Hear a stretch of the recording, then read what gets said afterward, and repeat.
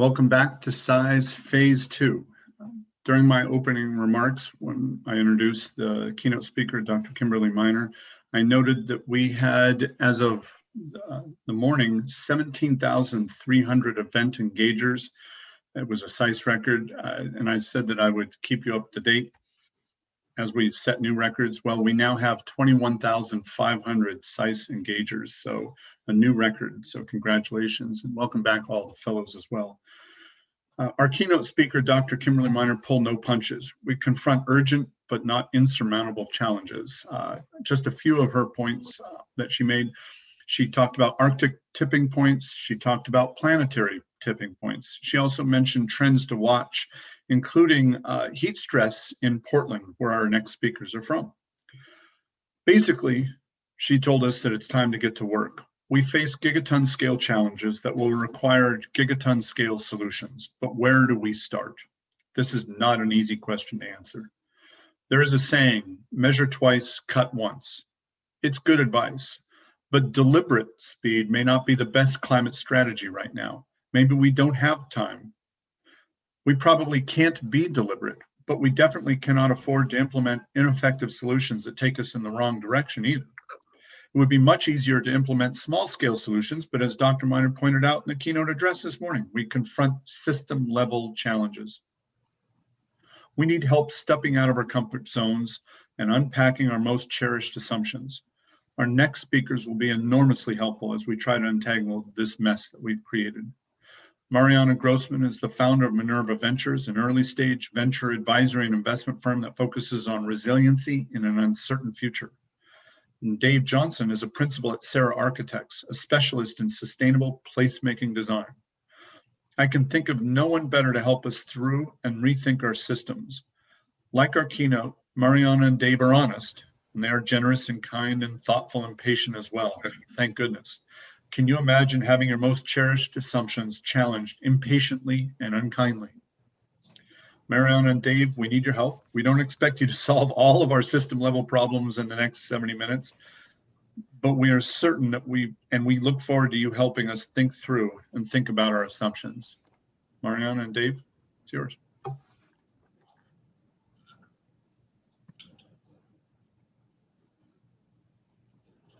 Eric, can you see my screen? Yes. Marianna, you're online? Okay, yeah, welcome. I was hearing two streams at once, so got a little off there. I'm Marianna Grossman. Thank you, Eric, for that introduction. And it's been a real pleasure to be working with Dave to put together this talk for you. Listening to Dr. Miner's talk was very inspiring and concerning, and kind of brings me to my introduction. I've gone beyond anxiety to a new level, which I'll talk about in a second. But I wanted to, if you just go to the next slide, I wanted to appreciate this incredible group of fellows. And I had a chance to kind of take a peek at your backgrounds from all over the world, many different disciplines. And we're really thrilled to be having this conversation with you. I want to just, Mary, let me just say congratulations, guys. And we are putting a lot of hope in you. We hope that we can motivate you. Absolutely. And I want to just do a quick thing. One of the things that I do in my work life is bring together leaders. I discovered a long time ago that you can't teach alpha, especially men, but people who are at the top of their profession, anything.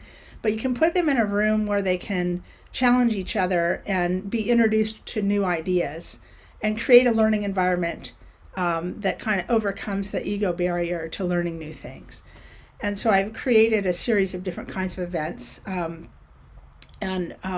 Before the pandemic, I gathered people together over dinner and we'd have conversations and help people kind of open their thinking about what they could do from whatever the domain of leadership in business or medicine or law or politics or design and architecture or many other fields, what they could do to make a difference. And I always start those meetings with a poem and some kind of thinking. So I'm going to do a very abbreviated version of that.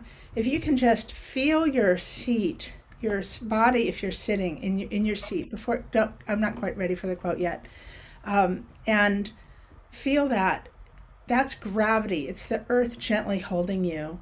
And I want to do a land acknowledgement. I'm talking to you from Portland, Oregon, which are the ancestral and unceded territories of the tribes of the Ground Ronde, Clackamas, and Multnomah, and other communities of people who lived here for tens of thousands of years, working in partnership with nature as brothers and sisters to nature in kinship.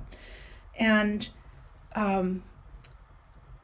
it's really important for us to realize that we are held by the earth and that we have an opportunity to make a difference in our work. So that's the big context that we're greeting you with today. And now you can go to the quote. Robin Wall Kimmerer is a very inspiring professor. She wrote a number of books, including Braiding Sweetgrass.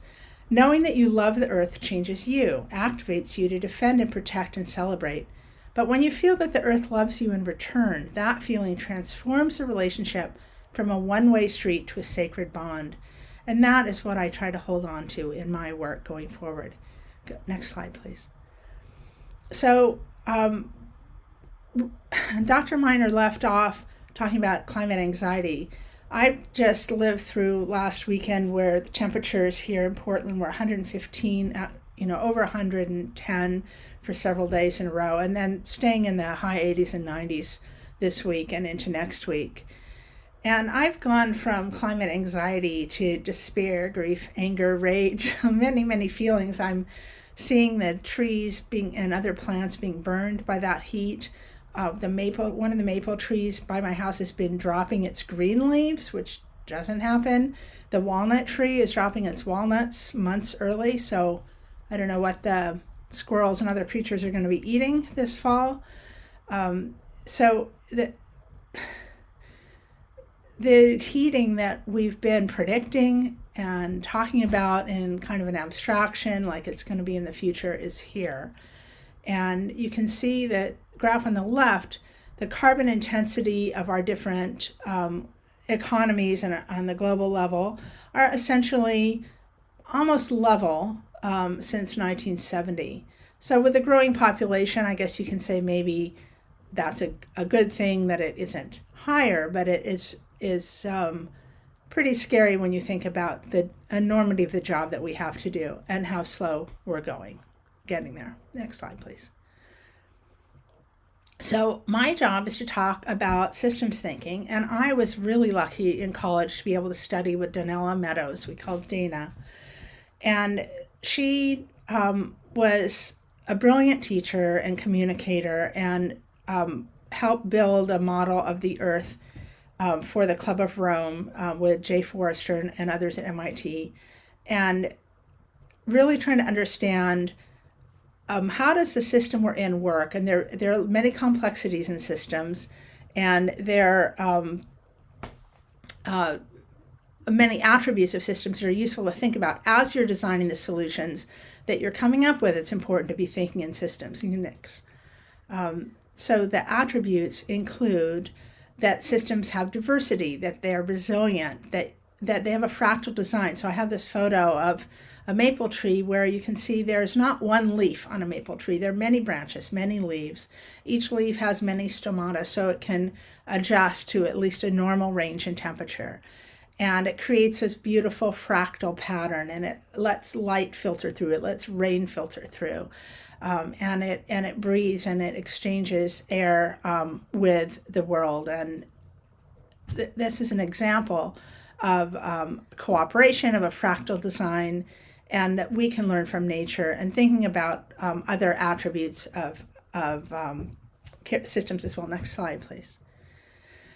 So one of the things that we learned is that above the surface, we see things every day, events, we maybe see patterns, but on the surface, there are structures that drive those patterns. And then there's paradigm or belief systems that underpin the structures. So if we're trying to make change in the world, it's helpful to understand all the way down to the paradigm level. Next slide, please. So this is a very simple example of a systems model where there are inflows and outflows, and there may be a discrepancy between your goal and the perceived state of the system. And then there are many other loops that would be added to this system to show things that move things forward, things that hold barriers to change. And you start to really map out the system. You can start to make changes more strategically. Next slide, please. So Dana talked about 12 ways to intervene in a system. So the first two are deep change, the mindset, transcending the paradigm and thinking about love as an operating system. It was really exciting to me to hear Dr. Miner use that word. Scientists don't usually have the courage to talk about loving the system that we're part of and being loved by it as well. And then change the mindset that creates a system. So if we're talking about the energy system, the current paradigm is centralized, big power, fossil fuels or nuclear with transmission lines, which is very vulnerable to the kind of climate disruptions we're seeing. So then the next level of systems change is the goals, structure, and rules of the system. Then the behaviors, who has the information, positive and negative feedback loops and delays. And then the stocks and flows, buffer sizes, and numbers, things that you can measure. So often when we talk about change, we talk about numbers as the thing we focus on, but in fact, it has the least leverage to create really profound change. Next slide. So we're in a transition from an unjust, extractive economy toward an equitable and regenerative economy. And that is what I try to hold on to say, how do we make that transition? And this pandemic year and a half has been interesting in that we have been able to make some really profound changes as a society in response to a perceived emergency. Right now, we don't all perceive the emergency. We're not all seeing the leaves falling, green leaves falling off the maple trees months and months early. And I think, and Eric mentioned earlier, the metaphor of the frog gently boiling in water because it doesn't perceive when it's time to jump out as the water gradually heats. So we are in this transition. I'm trying to hold on to building a regenerative economy as a fundamental transformation of the paradigm that we operate in. Yes, please, next. And I'll turn it over to Dave.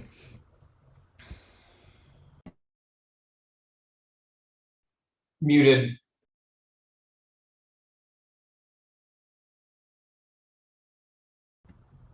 Dave, you're muted. Dave, you're still muted. Sorry, Dave.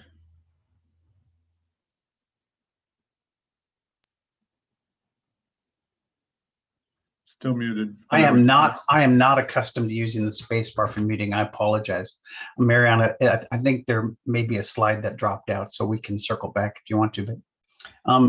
But as an architect and a planner, I've been able to be involved in many pioneering examples of what people call sustainable development.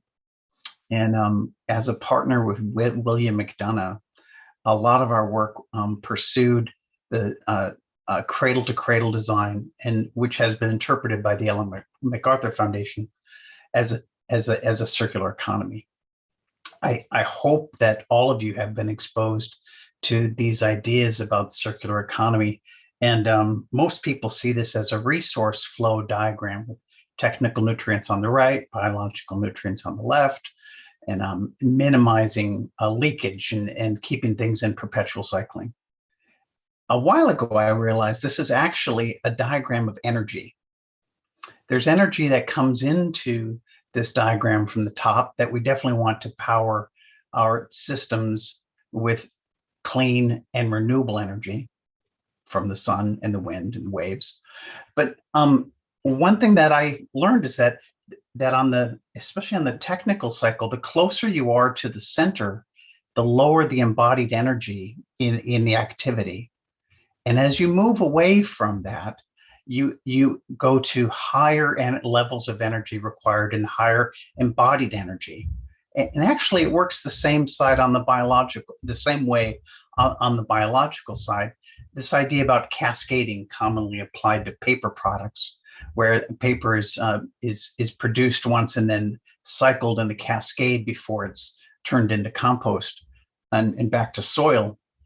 Even that is an example of low embodied energy. So I would challenge us to start to think about this, about the relationship between resource use in the built environment and the energy that it's going to take to power those.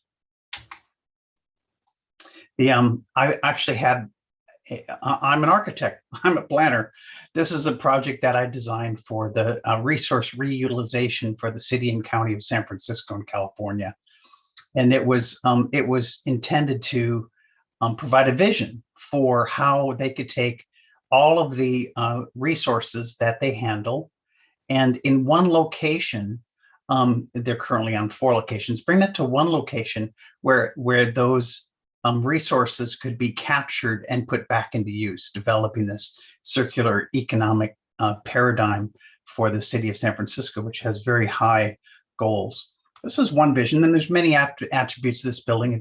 It's designed to harness the wind, so the shape of the building is actually that of a wing, to use the Bernoulli principle to put all of these spaces into negative pressure. So I'm harnessing the wind as a source of energy, key to the project. But this is the vision. This is the diagram of that same project that I like even more. So this is both a diagram of mass and of energy, with all the materials arriving to that site on the left, including water coming from the sky. So they sort into a green can and a black can and a blue can, and there's construction debris and there's other things that they've taken. What's below the dashed line is energy, the energy that is going to be required for all the processes and the logistics and their fleet of vehicles. So each of the black bars is a process, be it the building operations themselves, biological treatment, mechanical recycling, anaerobic digestion, and water recycling. So each one of these black bars is an intervention into that flow and requiring water. So you see water is used in cycles until it's tired, and new water is brought in. And what's on the right of this diagram is all those resources that are recovered and reclaimed from those different streams. And you'll notice we didn't call it landfill, we called it future recyclables, because the intent is to catalog what we aren't able to put back into use, so we know where it is, so we can harvest that in the future. But what's impressive is the orange energy that's dropping out of those black bars and would be used to address the parasitic load of the systems and the fleet. So including if we're running fuel cells hot, we harness that heat and that goes back into feeding the systems. This is applying circular economic principles to an entire population of the city and county of San Francisco. But the Kate Rayworth gave us even a better example. What we've seen in the last 2 years is the criticality of addressing equity in our systems. So this is a diagram called of a donut economy that sets both the floor and a ceiling, a social foundation and an ecological ceiling, and presents an alternative to constant unlimited growth of an extractive system to a contained system. So the Kate's work concentrates on that bright green space. How do we create a space that addresses all of the concerns of society, of people, and of nature, and understand where we're falling short from addressing equitable social needs of everyone, to where are we using our resources in a way that we overshoot the planetary boundaries and the ecological ceiling. So I would offer this as this cohort goes forward to think about how are you operating within the planetary boundaries and above the social foundation to create equitable solutions. I want to talk a little bit about regenerative design and regeneration, and Buckminster Fuller is difficult to read sometimes. His lexicon is very personalized, but he gave us definitions of what is regenerative and what is regeneration in his work, this concept of spaceship Earth, and how do we learn from ecological systems to apply them into social and physical systems. So to him, regenerative means local, and we'll come back to that, energy pattern conservation. And regeneration means local conservation of energy events, interpatterning. This interpatterning of is the relationships of principles that are truths, and structures are pattern conservation. So he's talking about how do we create these social structures that Marianna was describing in the iceberg analogy to create principled patterns and conservations towards regeneration as a construct. A little deep. I'll let you go back and read Buckminster Fuller. But our good friends at Regenesis have created this incredible visualization. When people talk about sustainability, they think of sustainability as our goal. Actually, sustainability is a desired outcome. It's a very abstract principle. The first question about sustainability is, what do you want to sustain? And that's going to set. But if we say that sustainability is stasis, and on the left, we have destructive, extractive economies that are focused on efficiency and technology techniques and fragmented thinking, and are quantitative. It's those metrics that Marianna was talking about that we first that many people think of when they first approach a problem. How do we start now looking at systems that take less energy, less initial cost, and less operating cost as we understand them now, by patterning our systems after nature, so we can be restorative and regenerative? Each one of us on this phone are models of regeneration. There's 30 trillion cells in your body that regenerate every year, and you are regenerating as we're sitting right now. So how do we move from a quantitative, extractive, unjust, unfair economy to a qualitative pattern thinking, living whole systems that are effective in doing the right things, not just satisfied with efficiency?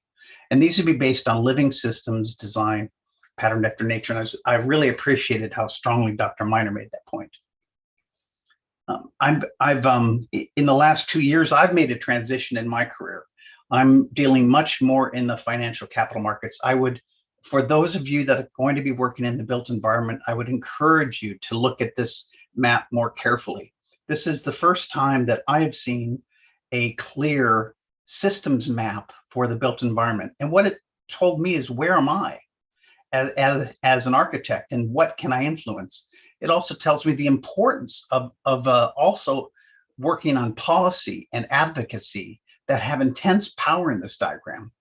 And the value chain that I need to understand, not just in economic capital, but in ecological capital. How about 5 capitals operating in the lower portion? So to me, this diagram isn't perfect, but it's also interactive if you go online. It's one of the best examples that I found to really understand where I am and how I can operate and influence in the built environment system map. And the importance that I've learned in my career is my relationship to the provision of capital. We are at this transition. We are moving from a financial system that is first identifying do no harm. There's now incredible amounts of equity that are disclosing their activities to their investors, and are be requiring to do so, especially in the EU, to do more green investment as a commitment, and to stop financing high carbon assets. Where's all this going? I hope I know where it's going, but I captured this from the paper today, which was incredible news. This is from the Financial Times this morning. Investment industry at tipping point, I like that term for today, as $43 trillion in funds commit to net zero. That is almost half of the entirety of managed funds globally. We're there.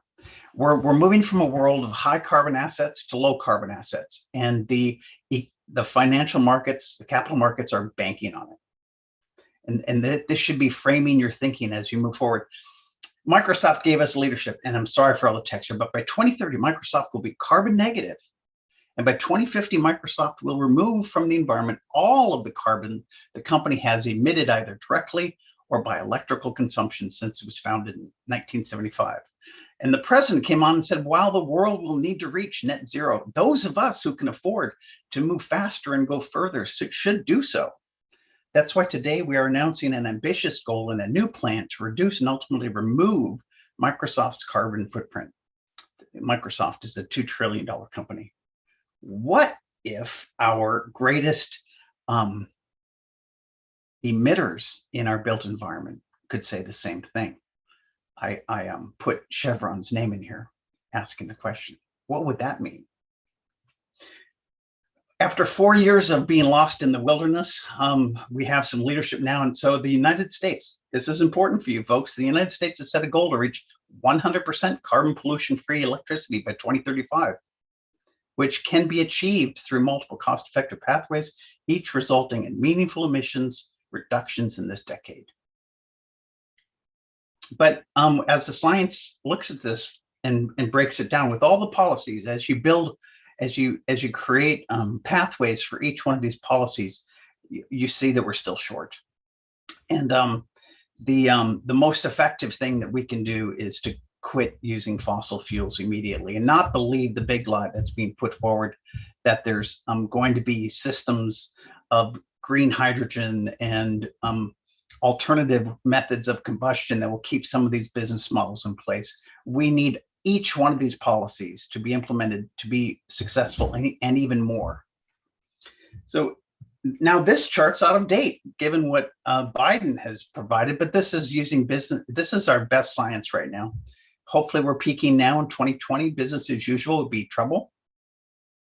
To stay below 2 degrees C of temperature rise, we need all of the non-CO2 emission reductions and the CO2 emission reductions, but we also need negative emissions. And most of my career and work with Marianna focuses on this idea about drawdown and regeneration.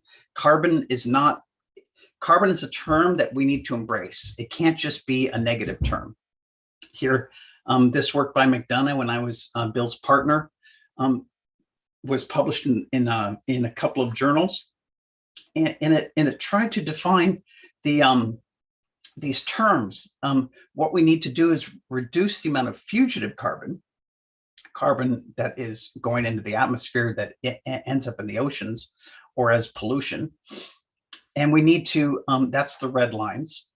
We need to draw down that carbon, that's the green lines, and either put that into soil as living carbon or store it as durable carbon. And Dr. Miner gave us a couple of examples of sequestration, but we can be using many of our products and our processes in the built environment to be actually creating durable carbon, carbon that has value for us. So we wanted to go through 2 examples. One is of a macro system, and water was brought up, and this intensity of this understanding of water as a system. You know, we understand water management, compliance, efficiency, reuse, recycling, because water's it's tangible, it's a constrained system.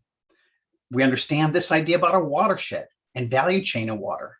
And innovation can be a societal and impact and brand value. We can bring innovation and business models around water is an incredible opportunity. What if we applied that same thinking to energy? What if we had the idea about energy stewardship? What if we treated energy in the same, or thought of energy in the same way we think about water, as a system that we can understand? And I was thinking about the, I was able to work on a couple of projects on the Hawaiian Islands, and this traditional idea about aha pua aha is it's the idea about the watershed. From the 14th century, the Hawaiian culture defined its relationship to land and its resource, its society, its culture, to the watershed. So each watershed was its own system, and the dashed line here indicates the relationships that they would have that were very intentional between those societal and closed systems. And in fact, entire islands from the top of the mountain to the ocean were defined by a series of watersheds that were both societal power structures and resource management systems. What if this applied to cities? What if cities became an energy shed and cities became responsible for their demand, their consumption, and their generation of renewable energy? This is work that's being done by others. I hope that you all will familiarize yourself with the idea about cities being an energy watershed. But when you combine this thinking to the physical characteristics of land being understood, to the relationship of water and energy, and the biological systems that are of that place, is there actually a nexus here between land, energy, and water? And returning this to circular economic thinking, where do these systems, instead of being thought of as separate systems, where do they come together? And so this idea about an energy shed and a watershed and our land resources all coming together. In this diagram, they obviously come together with the importance of wastewater as an opportunity, and perhaps could be shared. But just a paradigm shift in your thinking about how do we think about a macro system. Marianna, you're going to talk about a microsystem? Absolutely. So we wanted to give you some examples to hold on to as you're working on your projects going forward. This is an example from a group in Northern California that's working on creating resilient community hubs. And they're thinking about building community, disaster preparedness and response, and ecological wellness, all in an intersecting way. Next slide. So one of the challenges of climate change are these impacts like heat, fires, floods, storms, etc. And part of the job of people who are managing infrastructure is to think about how do you bounce back from these assaults. And this is an example by Kauzo Furuta of the impact triangle. And a low resilience means a slow recovery, and the red line shows a higher resilience or faster recovery. So there's some colleagues of ours. Next slide, please. Arup, it's an international engineering firm that does outstanding work and thinking in the field of sustainability, green design, resilience, and regenerative design. And they have a project called Solar Resilient, and they worked with the city of San Francisco as an example to look at what are the recovery times for critical infrastructure after a disaster, and then to think, next slide, how do you map the whole city so that you could create centers of resilience? So if there's an earthquake or smoke from fires or an interruption in electricity supply, that there would be places people could walk in their neighborhood, libraries, senior centers, maybe churches or other gathering places that would have solar microgrids built into them with storage, so they could provide power and access to computing and other resources, food, shelter, water. And so they created this whole network, and it's a way of making the city more resilient so it can bounce back faster from disaster and reduce the cost of recovery and the trauma as well. Thanks. Next slide. So I think a lot about resilience and how do you design communities to be more resilient. So for example, tree canopy helps reduce heat island effect and the energy costs for cooling. It also makes communities more peaceful and happier and more conducive to walking and better health. So if you look at all these things in an integrated way, generating energy locally, electrifying everything, it's all easier to manage if you're doing it in a distributed manner. Next slide. So this is an example of, in California, there are community choice aggregation elements. So they're kind of quasi-governmental organizations. This is an example of the strategy from Peninsula Clean Energy, which is San Mateo County. So it's county in between San Francisco and where San Jose is. And they have developed, they're basically providing clean energy to their community. And this is the example of their strategy for resiliency in their communities. They're trying to bring more and more renewable energy and storage right into their neighborhoods. Next slide. This is an example from Hamilton in Ontario, Canada, where the Public Works Department has looked through their entire operations to think about resiliency strategy. So this could be another type of project that you might select to work on for an area that maybe hasn't thought about resiliency. How do you systematically look, examine the resources and assess them, envision what could be possible, align the current reality with the vision, and then implement those changes. And this would really be a circular process that you come back to over and over as they're working to accelerate this transformation. Next slide. So, okay, there we go, thanks. So this is a very busy slide, but I want to bring a couple of ideas together here. That on the left, there's a diagram of the convergence of technology. So just like our smartphones have converged a bunch of different technology to allow us to transform travel, information, advertising, entertainment, music, navigation, so many different industries in one device. If you think about energy technology, we have solar, distributed solar, electricity, wind, demand response management capabilities, energy storage. There's a lot of great research burgeoning in that area. Energy efficiency is really important, how to draw down the demand that we have. Electric vehicles, which provide transportation, but can also be portable power supplies as well. And then you have the Internet of Things, or real, smart devices that can be interoperated to manage demand on a regional basis. The idea of a prosumer is a consumer that's also selling energy back into the system and selling demand management services as well. So really, it's a complete radical revision of the old, the utility is sort of the expert, they manage everything. The consumer is sort of passive, doesn't think about it, just turns on the light switch and pays the bill. In this case, it's much more dynamic and integrated. And there are new business models that are possible, including as we have a price on carbon, then people get paid for essentially doing the right thing to decarbonize their energy use. And there's tools like blockchain, that can allow complex systems to run in a very transparent way. So that's on the technology side, but it's also important to remember that we are in a living planet. So we're not just doing technology and plopping it into the world. We're thinking about how does what we do intersect with air, water, soil, biodiversity, energy, food security.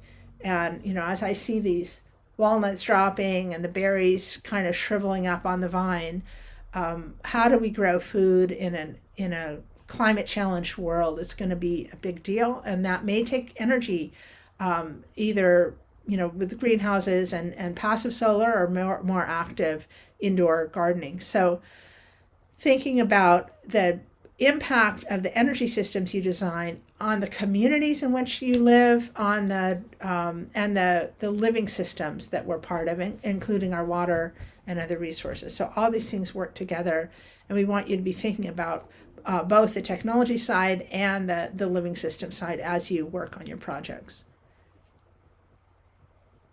Next slide.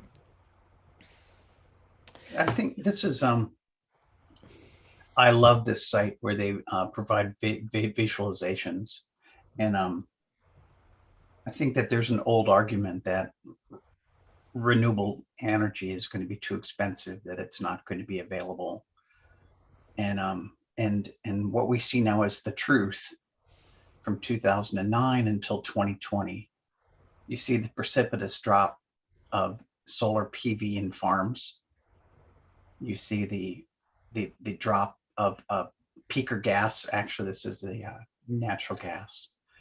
solar thermal dropping in cost, and then the onshore wind. I'm thrilled to see that the governor of the state of California is now opening up some of our coastline for wind.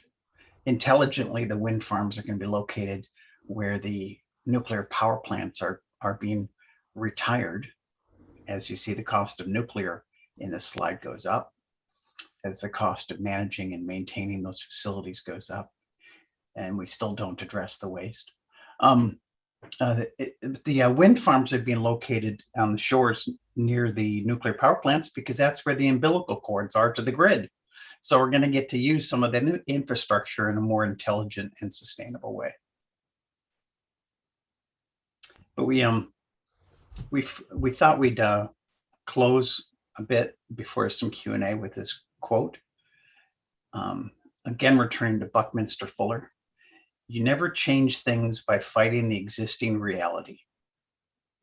To change something, build a new model that makes the existing model obsolete.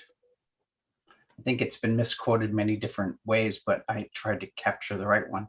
So Marianna, did we skip over something too quickly? I see we're a little bit ahead of time. I wonder if you identified any point that I missed or you missed.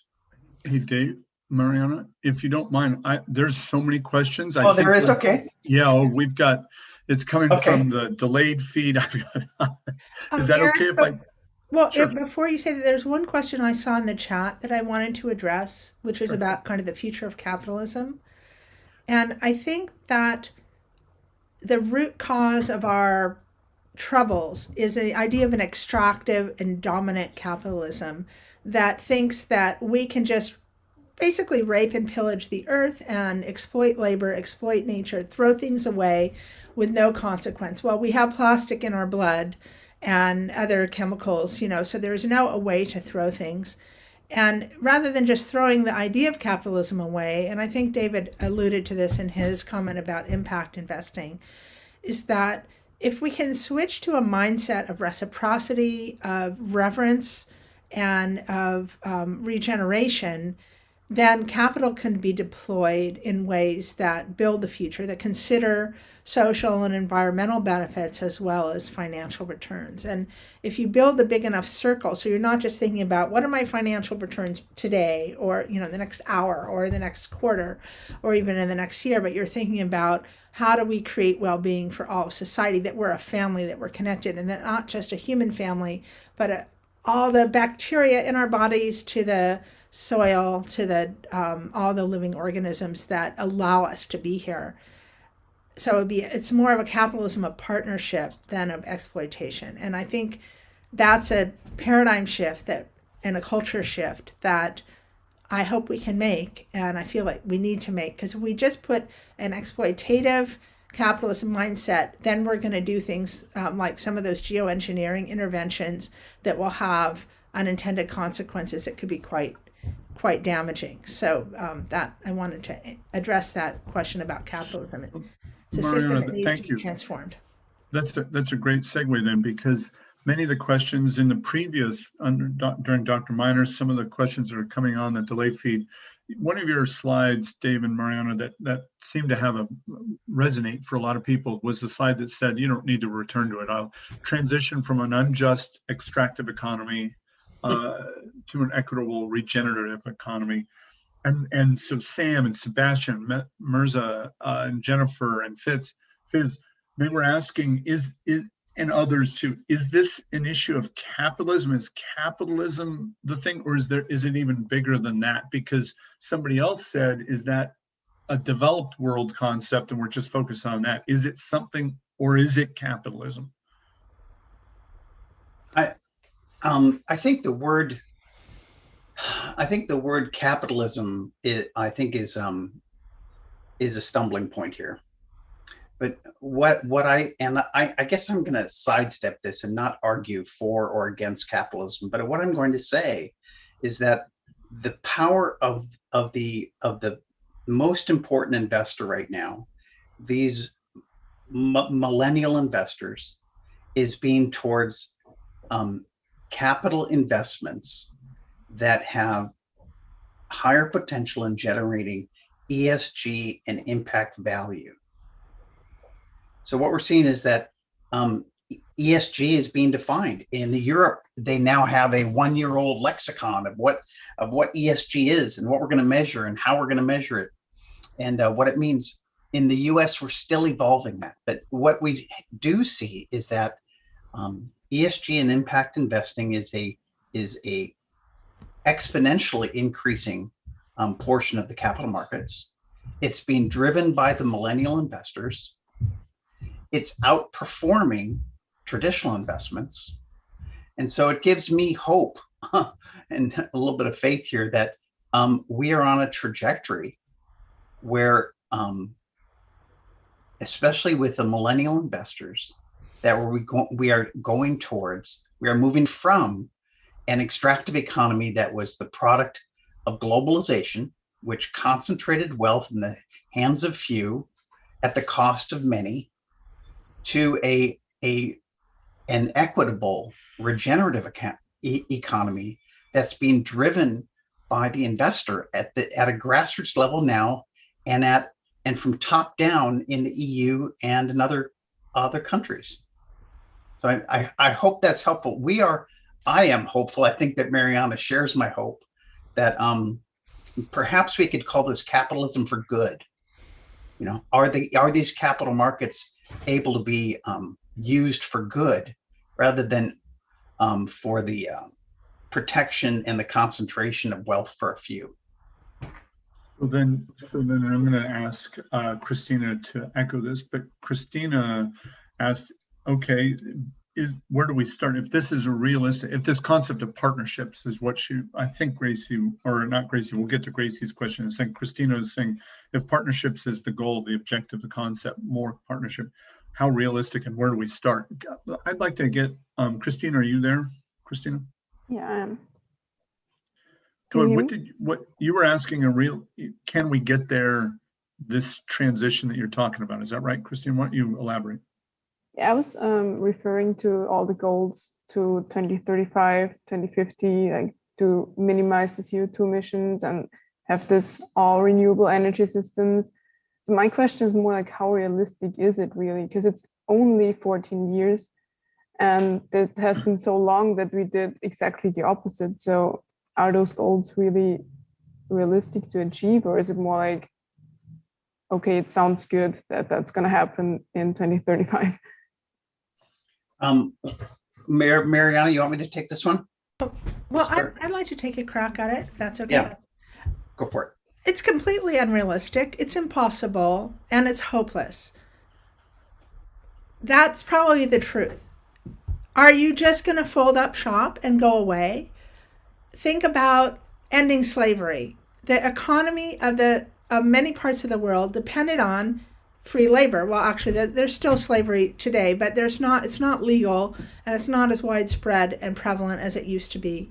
And people came together and they worked and worked and worked and said, we have to abolish slavery. It's unjust, it's immoral, it's not okay. And that happened. And again, as I said, there's still are people who are enslaved today are working under an unjust system, but people said that about ending smoking or wearing seatbelts. There have been many campaigns that people have taken on that seem hopeless and impossible, and yet they persisted, and a small group of people made tremendous change happen. And I think it's up to us to hold those contradictory, it's like a Zen koan.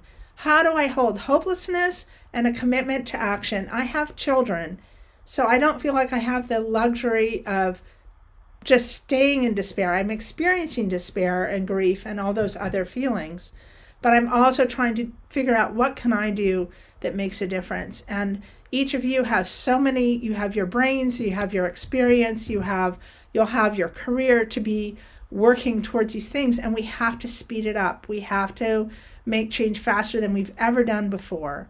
And that is, so it's impossible, and yet that's our job, to do what's impossible and to figure out how to make it happen.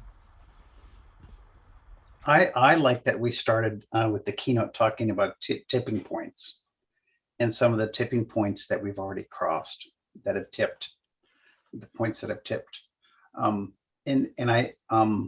I prepare my family and myself to a world that's going to be different, to expect a world that's going to be different. We aren't going back, and we have to learn from what we're experiencing right now to become impatient and make these changes faster.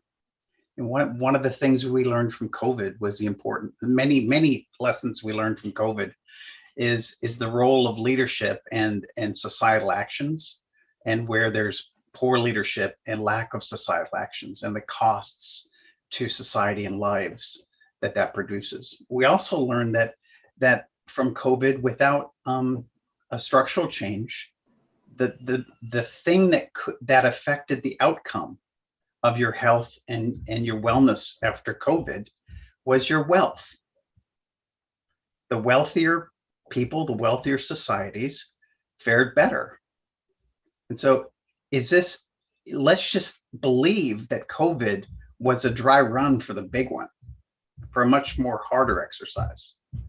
And we have to learn from this that we can't just allow for the wealthy few to live, survive, not feel the pain and the suffering of something like COVID, not have that same, not have COVID be the metaphor for our climate crisis of our future. One other thing I want to add is that one of the belief systems we have in the current capitalist model is that growth is necessary and good. And exponential growth in your body is cancer or giantism. Like, we stop growing at a certain point, or we just, be crazy. And or people who have that problem, have difficulties.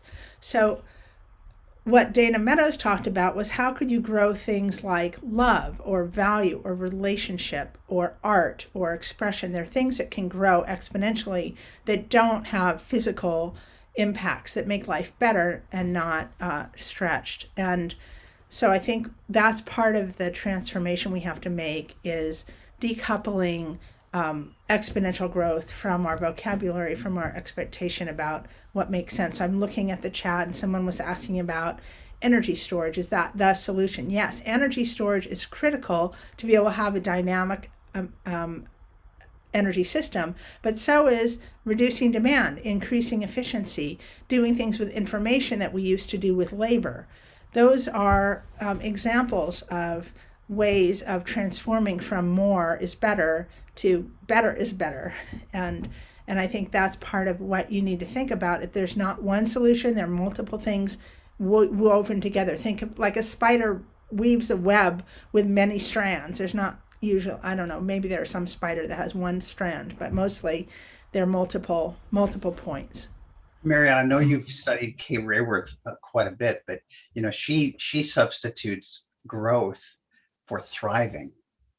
What we want is for society to be thriving in an equitable way.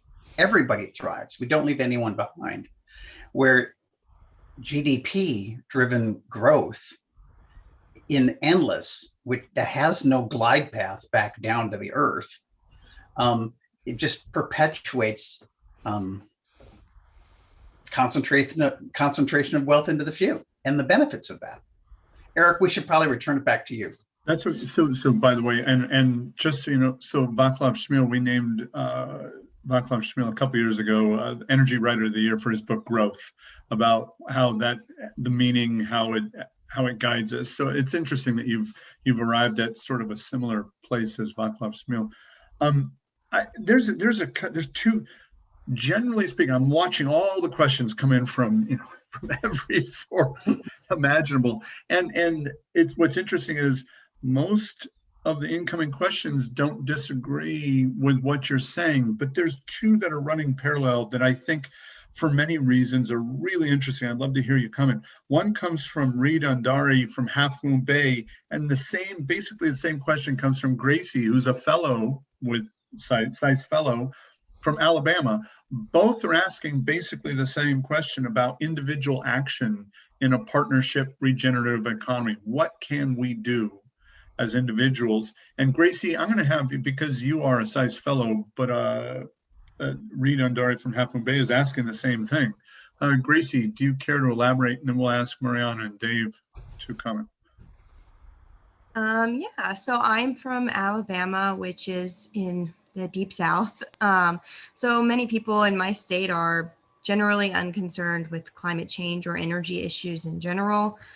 It's not really a big ticket item here. And as a part of that, our energy systems, which is Alabama Power, don't allow you to put solar panels on your house or property without paying extra fees. And in addition to that, you still have to pay for the power you would have used from them, even though you're not using it. So you're paying basically double for your power. And most people in Alabama can't afford to do that. And just, I guess the main basis is, as a student with limited time and money, what can I do and my friends do, and just everyday citizens do, and what needs to be done to change this, because there are current legal battles, but they're not getting any traction. And it just feels hopeless. Yeah, I think that idea, that built environment ecosystem map that I put up, and understanding where you are in the map and how you relate to those others, but the importance of policy and advocacy. I know that Marianna's done a tremendous amount in the Bay Area on early foundational work on policy and advocacy. But one of the things that is a truth is that as we decarbonize our economy, the sector of our economy that's going to be exposed and more left behind are the late adopters. This idea about stranded assets and stranded resource. I do a lot of work with affordable housing, and what we're going to see as the nation, states, counties, cities start to decarbonize, electrical energy from sun, wind, and waves is going to become more common. It's going to be more cost effective. I just showed you the growth curve, or the cost curve. It's already coal in Alabama and oil is now more expensive than solar and wind. So so the late adopters are going to be that continue to invest in these infrastructures that are based on fossil fuels, are going to be subject to the cost of those and the concentration of cost of those systems in the future. In the case of affordable housing, projects that are building in natural gas systems now are going to be bearing a higher cost, as natural gas is going to become more expensive as compared to renewable solar, wind, and wave power. So electrification of everything as soon as we can. And those communities that are not are going to be subject to increased costs. Marianna, did I leave something out? Yeah, I think I just want to add it in terms of what can I, a student or a one person, do. I'm thinking one of the things, I totally agree with what Dave said about policy and advocacy and leadership. I'm thinking about where the state of California is now after at least 20 years of really concerted effort to elect people, including Republicans, to office who really believed in climate change and energy efficiency and putting in carbon markets and all kinds of policies. That the energy landscape in California is quite different than that of Alabama, in a large part because of the policies and the leaders. So there's a group I'm going to put in the chat that I'm part of that started in around 2000 called Environmental Entrepreneurs, or e2.org. They are affiliated with NRDC, the National Natural Resources Defense Council, and they do an incredible job of lobbying. And I think they have a Southern chapter. I would highly recommend joining that group. I'm sure as a student you could join without having to pay. And I have lobbied with them in Sacramento, the capital of California. They give you these great resources. You go to each legislator and you say to them, here's the cap and trade money that you're getting. Here are the number of green jobs. This is a group of business people who are providing employment and capital in your district. And so it's telling a business story that what's good for business and good for the environment are intersected. They're the same thing. They're an incredibly effective lobbying group. They lobby the state and federal levels. So there are other groups, but that's one I'm personally involved with. So I think joining your voice with others is really important. There are a lot of people, especially in southern states, who are afraid to put signs on their lawn because their neighbors are going to attack them or that sort of thing. So I think really creating circles like Indivisible is another group where it brings people together who are like-minded to give each other support and courage and to have your voices joined together. And then there's some people really good at storytelling about what's happening with the climate. There's a guy named Eric Holthouse who has a new channel called Currently that talks about weather and climate together. So helping to educate people so they can see in Alabama, I'm sure there are many, many climate impacts already happening to the farm communities with storms, with weather, with locusts, or whatever the challenges are that you're facing, and figuring out how you talk about that. That also, there's a creation care movement, so the evangelical movement of people who can talk from a faith-based values perspective. The Catholic Church has the Laudato Si document. So there are many ways of getting into the conversation. There's a group called Interfaith Power and Light that I'm part of that brings people of faith together to advocate for climate action, both on the political side and then in people's lives. So I think the main thing is to join with other people so that you're leveraging your voice and giving each other courage and hope. Well, Tracy, thank you for that question. That could be, we're running out of time. Dave, I told you we could have gone for much, but I would like to ask another question. Gracie, it's going to be hard to top your question, but well done. And I'm not trying to top it. This is more of a practical question. This is for the fellows. I'm speaking on behalf of the fellows. They're going to be doing the project where they evaluate local regional ecosystems. They're going to evaluate. And Dave, Marianna, you both said, please remind them not to be focused on the critical. I think you were saying, look for positive change, look for opportunities for positive change instead of just deducting points for bad behavior sort of thing. And I was wondering if you could give all of the fellows maybe one or two bits of advice as they dig into their assigned projects to evaluate these ecosystems. I was wondering if you could speak to that. Dave, do you want to go first? You know, I think that Dr. Miner was saying that we can't monitor what we don't measure. And the default for a lot of thinking is starting with metrics because they're easy. And if you only start with metrics and what you can measure, you can go towards tactics and strategies.